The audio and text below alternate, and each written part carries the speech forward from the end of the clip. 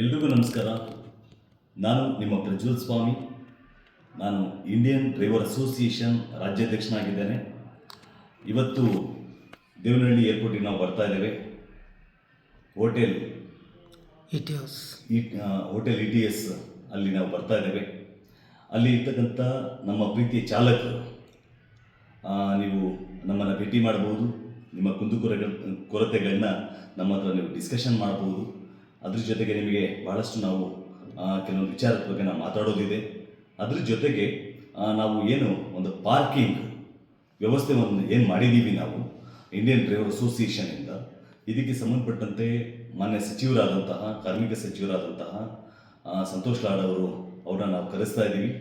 ಡೇಟನ್ನು ನಿಮಗೆ ಖಂಡಿತವಾಗ್ಲೂ ನಾವು ತಿಳಿಸ್ತೇವೆ. ದಯವಿಟ್ಟು ಈ ವಿಷಯದ ಬಗ್ಗೆ ಮಾತಾಡೋರು, ನಮ್ಮ ಹತ್ರ ಚರ್ಚೆ ಮಾಡೋರು, ನಮ್ಮ ಒಂದು ಫೆಲೋಶಿಪ್, ಒಬ್ರಿಗೊಬ್ಬರು ನಾವು ಒಂದು ಮುಖಾಮುಖಿ ಭೇಟಿ ಆದಂಗೆ ಆಗುತ್ತೆ.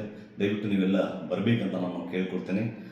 ನಾನು ಅಲ್ಲಿ ಬಂದು ಭೇಟಿ ಆಗ್ತೇವೆ. ಮತ್ತು ನಾನು ಮತ್ತು ನಮ್ಮ ಬ್ರದರ್ ಆನಂದ್ ಅವರು Indian driver association founder president ಆಗಿದ್ದಾರೆ ಅವರು, ಮತ್ತು ನಾನು ರಾಜ್ಯಾಧ್ಯಕ್ಷನಾಗಿದ್ದೇನೆ. ಹಾಗಾಗಿ ನಮ್ಮ ಇಬ್ಬರನ್ನೂ ನೀವು ಭೇಟಿ ಮಾಡ್ಬೋದು. ದಯವಿಟ್ಟು ಎಲ್ಲರೂ ಬನ್ನಿ, ನಿಮ್ಮ ಜೊತೆಗೆ ನಾನು ಭೇಟಿ ಆಗ್ತೇನೆ. Thank you so much.